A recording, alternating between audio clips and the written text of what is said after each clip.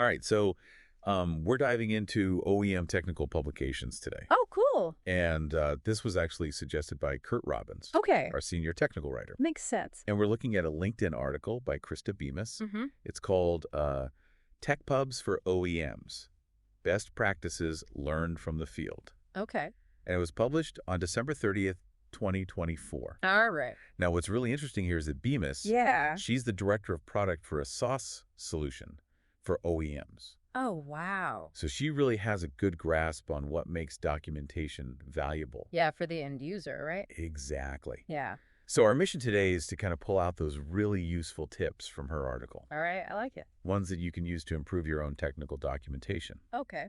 Now, Bemis starts off by recognizing the technical publications teams. Mm-hmm. You know, those unsung heroes of the OEM world. Yeah. They're juggling a lot. Oh, yeah. They bridge that gap between engineering and the aftermarket teams. Right. They handle all those diverse user needs. And, of course, they got to make sure everything's accurate. Accuracy is key. Yeah, it's a high-pressure role. It is. And Bemis points out that these teams often face criticism when things go wrong. Right. Even if it's not their fault. Exactly. Yeah.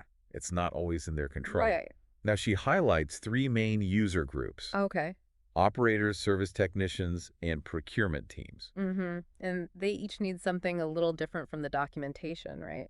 Yeah, and that's where Bemis's emphasis on consistency comes in. Oh. She's a big advocate for having a tech pub style guide. Yeah, like a rule book. Exactly. Gotcha. It covers everything from the formatting to the terminology. Right, to make sure it's all unified and easy to use. Exactly. Stay It's easy to underestimate the impact of consistency. Oh, yeah, for sure. But think about it. Yeah. You have a technician who's under pressure. Uh-huh.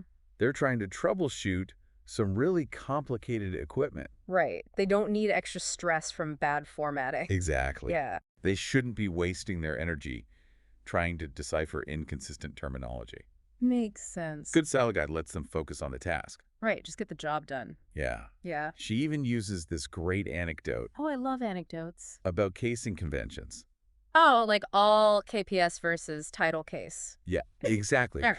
Imagine you're searching for a specific part number, and the casing is different in every manual. Oh, man, that'd be frustrating. It's a little detail, Mm-hmm. but it adds friction to the user experience. It's those little things that add up. Yeah, those inconsistencies. Yeah. They create these micro moments of frustration, Uh-huh. and that can really erode the user's trust in the documentation. Yeah, they'll start to doubt everything Exactly. if the little things are wrong. So let's get into some of the practical tips that Bemis outlines. Okay, sounds good. Tip number 1 is standardized manual section numbering. Okay. I know it sounds a little boring, Yeah, a little bit. but there's a powerful cognitive principle behind it. Okay, I'm intrigued. It's all about making it easier to remember information Okay. and reducing that cognitive load. Gotcha. So, like, less brain power needed. Exactly. Okay. So imagine you're a technician and you're switching between a parts manual and an operator's manual. If those section numbers are consistent across both manuals, Yeah. your brain can create a mental map. Oh, like where everything is. Exactly. That's smart. And that makes it so much easier to navigate and find what you need. Right. And faster, too. Yeah, quickly and accurately. Yeah. Bemis gives this example of 001 CAB and 002 lighting Okay. appearing in the same order in both manuals. So it's predictable. Right. It creates this predictable structure Yeah. that reduces the mental effort Gotcha. and streamlines that information retrieval process. It's like a shortcut for your brain. Exactly. I like it. It taps into how our brains naturally organize information With patterns. through patterns and hierarchies. Right. Okay, tip number 2. Got me. This one's about part description hygiene. Part description hygiene. Yeah. Okay. I've never heard that one before. It's all about bridging the gap between engineering jargon Oh, okay. and user-friendly language. Right. Because those engineers love their jargon. Yeah, it's tempting to just copy and paste those technical part descriptions. Well, yeah, straight from the engineering documents. But Bemis points out that creates a roadblock for users.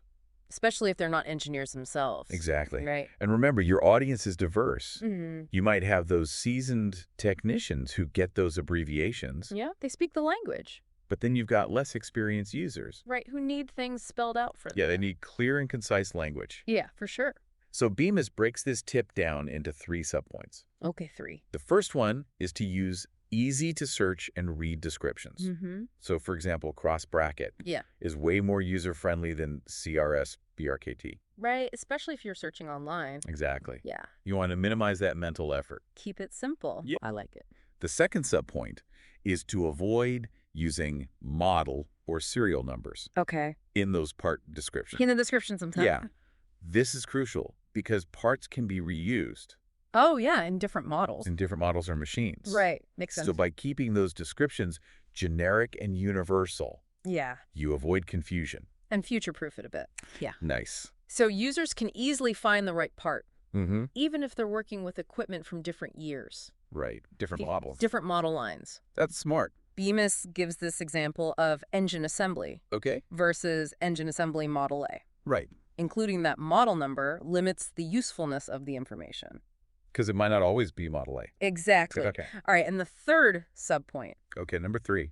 is about providing order-relevant information Okay. right in the part description. In the description. Yeah, this can prevent a lot of headaches and mistakes. Yeah, like ordering the wrong thing. Exactly. Yeah. So imagine you're ordering a door for a machine, Okay.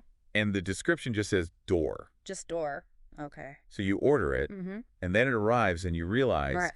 it doesn't include the window. Oh, no. And the window's sold separately. Classic. And that's information that should be right there in the description. Right up front. Something like door, Yeah. windows sold separately, Yeah. can make a huge difference. Save a lot of hassle. Yeah, it prevents those gotcha moments. Definitely. Yeah, it's all about thinking ahead.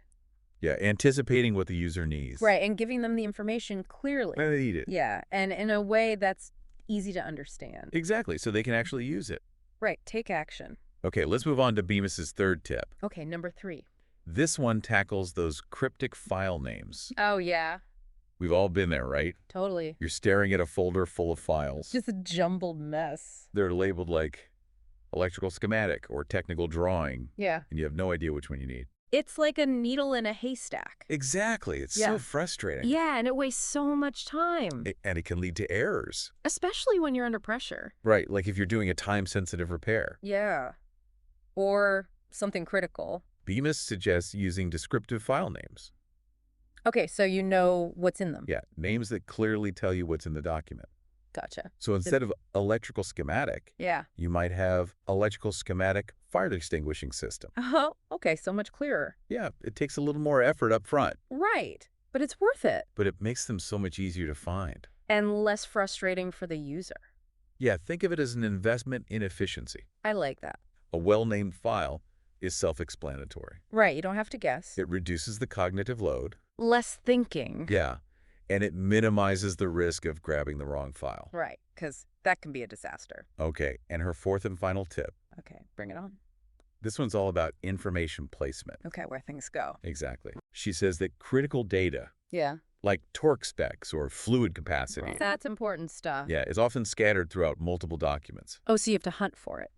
Yeah, you're constantly searching. Not good. It's like a puzzle where the pieces are in different boxes. Yeah, you can solve it eventually. But it takes so much longer. And it's annoying. Bemis recommends creating centralized information hubs, Okay. like a torque spec table Oh, okay. or a fluid capacity table. I see, so everything's in one place. Yeah, so users know exactly where to go Easy access. to find that information. Right, no more searching. It streamlines their workflow. Yeah, less time wasted. So we've talked about a lot of details, A lot of tips. but I think it's important to step back. Okay, big picture time. Yeah, why do these little details about documentation matter? Right, good question. What's the impact? Yeah, and beyond just making things easier. Bemis makes this great point Okay. about the connection between good documentation Mm. and customer satisfaction. Oh, that makes sense. So if a technician can quickly find what they need Yeah, to troubleshoot a problem or do maintenance, right, that means less downtime for the customer. because they can get back to work faster. Exactly. Yeah, Which means increased productivity right, they're happy. and ultimately a better experience with the product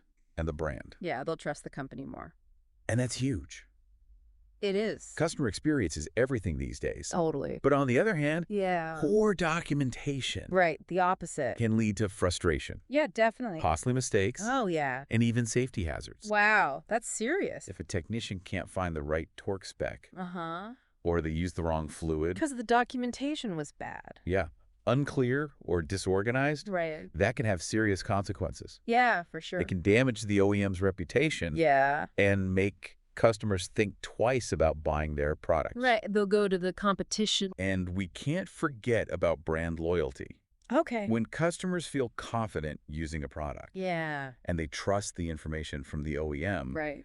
they're more likely to stick with that brand. It's all about building trust. Yeah, creating a positive experience at every touch point. That makes sense. And documentation plays a big role in that. It's more important than people think. Now, besides all these great tips, Yeah. Bemis also offers a really useful resource. Oh, cool. What is it? It's a sample Tech Pub's style guide outline. Oh, wow. That's helpful. And she encourages people to connect with her on LinkedIn to get it. Okay, so anyone can see it, Yeah, it's a valuable tool. especially for teams just starting out. Right. Or those who want to improve what they already have. Yeah, seeing what others are doing is so helpful.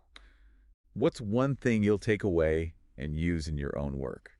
You know what really struck me was that part about consistency Okay. and how it affects cognitive load. Yeah.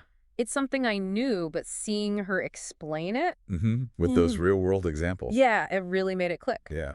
I'm definitely going to look at our team's style guide again. Okay, good idea. With fresh eyes, Yeah. See if we can make it even more consistent. Reduce that friction for our users. Exactly. We hope this deep dive has given you some valuable insights Yeah, it has. and a new appreciation for user-centered documentation. Definitely.